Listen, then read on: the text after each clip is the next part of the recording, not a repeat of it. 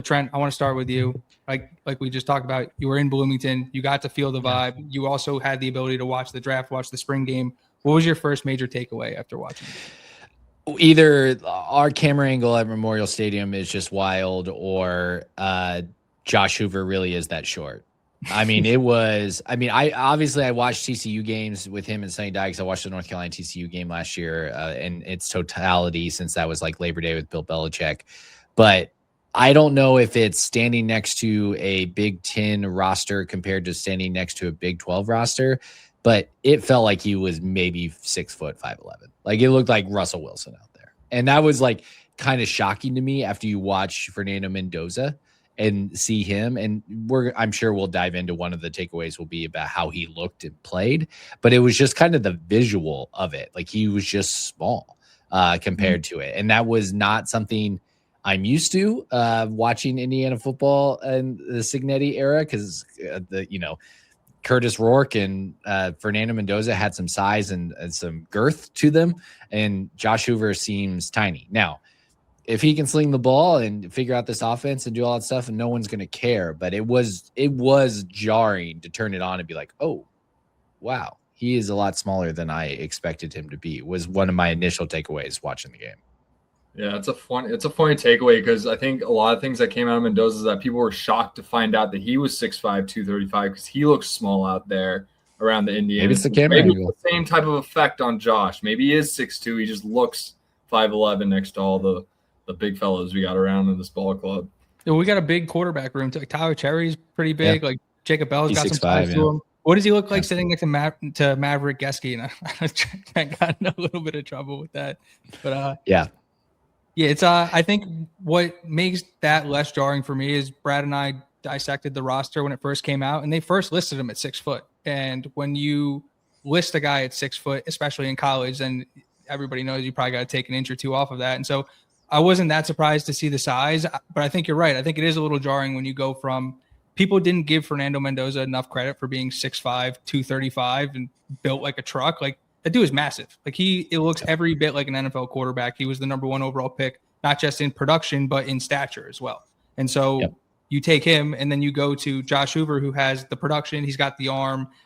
It's funny enough, I didn't think he looked as bad as a lot of people thought he did. And that leads me into my first takeaway is this is the best defense in the country. Like, I don't think there's any ifs, ands, or buts about it. They had a couple guys out, but they're not going to play. Like, they might play one defense that's better than this, which might be that Ohio State defense. And I'm not even sure you could convince me that that's better than what Brian Haynes is going to go into the season with. Like, I was so impressed with the way that Indiana's defense played, with the versatility, with their ability to line different guys up against. I know they were taking advantage of the Sam Simpson, who was starting at left guard, but holy cow, does that defense look menacing. And the fact that Indiana was even able to run the ball and move the ball against its own defense, I thought was really, really encouraging.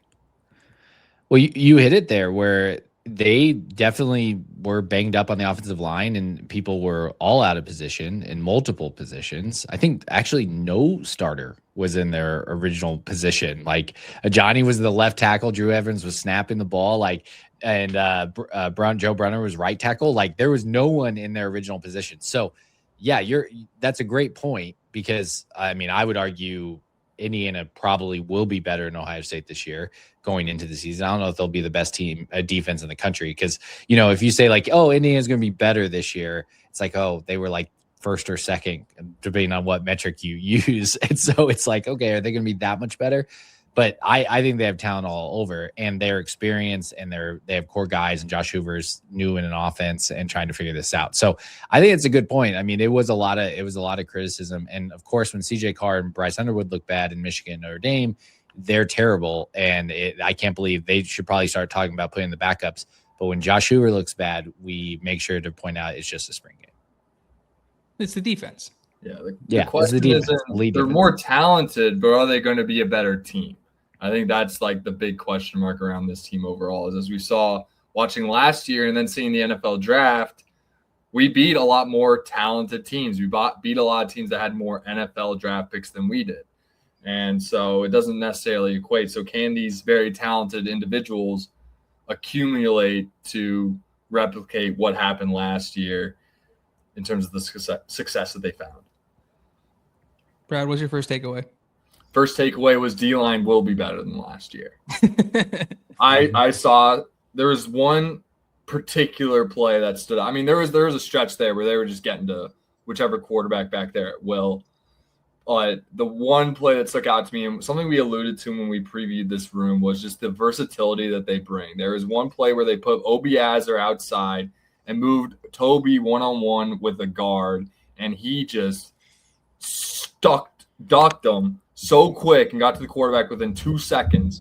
And just seeing that that they're already like willing to kind of show those little hidden tricks that Haynes is already known for in terms of being versatile. I think he just has a lot more to work with talent-wise in terms of just mixing things up, giving them different looks, putting guys in different spots where you can put maybe Toby on a center and move Tucker a little bit outside and move Landino out. So like you can just get weird with it with all these great pass rushes on the D-line. I'm just really excited to see how they're able to figure out that system. And it seems like, getting to the quarterback's not too hard to figure out. It's just about knowing what your job is on a given play.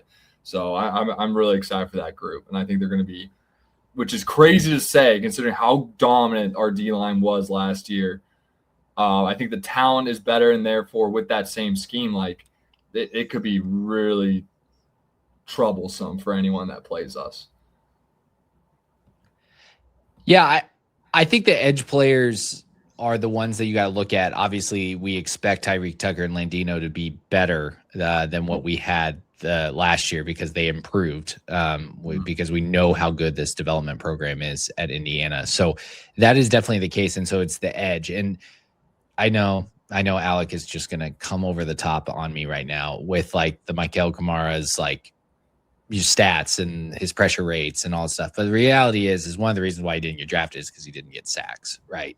And I think that is something that we have to see from those edge players.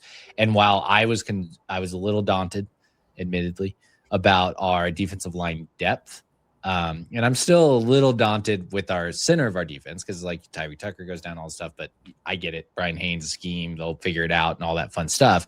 But I think on the edge, they've got some dudes, and I'm so scared to talk about the K-State guys because people are going to just think I'm being biased because I watch K-State being going to undergrad there, but also I can't really pronounce their names, so I'm like really like I struggle with it. So everyone looks at me to be an expert on the K-State. Toby and Obiazer, Toby and Chitty.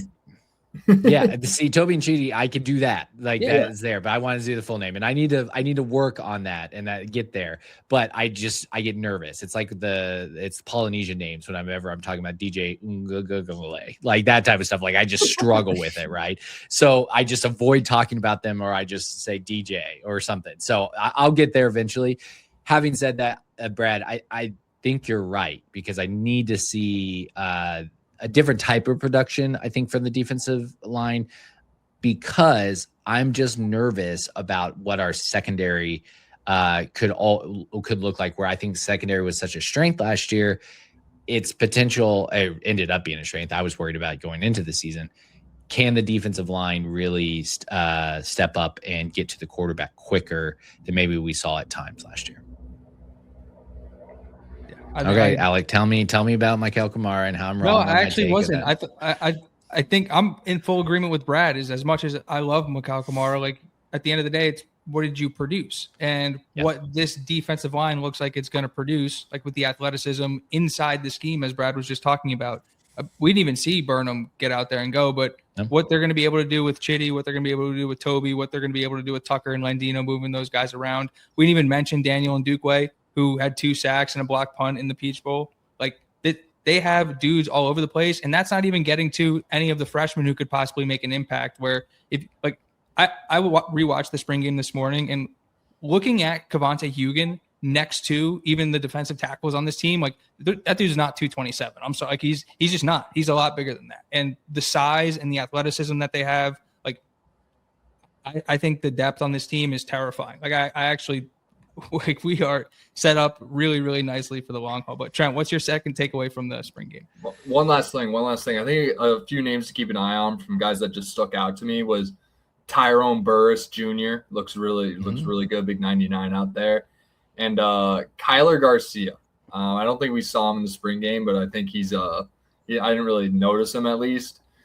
He is just a name that I've just heard floating around this program and came in as a very fringe blue chip guy. And I think going into year 2 in this system could be one of those guys on top of a true freshman interior D line class that had 2 blue chips as well as 2 others that they're very high on. Someone's going to win that battle and be able to come up over the top, and they're going to be the best of that group. And they should be able to contribute and provide some depth that Trent's concerned about. Is the hope. We only hope here, and we just got to trust the development, right? Like until proven otherwise, they're just going to keep pumping them out. They haven't missed. Yeah, it's still a dangerous time to be an Indiana fan and ask questions about the roster. It really is. So yeah, people will jump in your mentions very quickly over that.